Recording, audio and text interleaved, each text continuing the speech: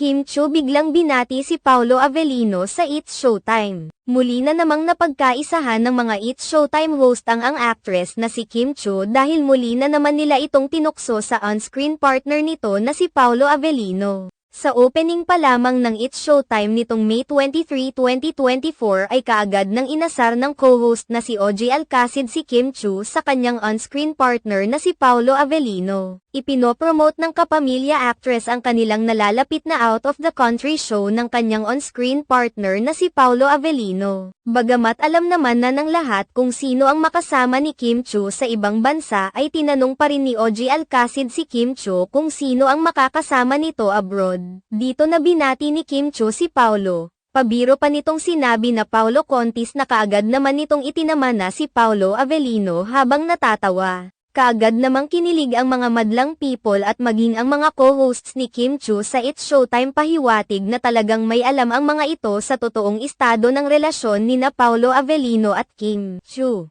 Sa ngayon ay inaabangan na ng maraming mga tagahanga ng Kim Pao abroad ang pagbisita sa kanila ng kanilang mga hinahangaang tambalan. Sa kabila ng pagsasabi ni Paolo Avellino na maghinay-hinay lang ang kanilang mga tagahang sa pagpupush sa kanila na ay level up ang kanilang relasyon, hindi pa rin mapigilan ng maraming mga netizens at mga tagahanga ng dalawa na umasang mangyari na sa hinaharap ng irelasyon ng Kim Pao. Hinala ngayon ng ilang mga netizens na talagang hinihintay muna ni Paolo Avellino si Kim Chiu na kakagaling lamang sa hiwalayan mula sa matagal na relasyon nila ni Sian Lim.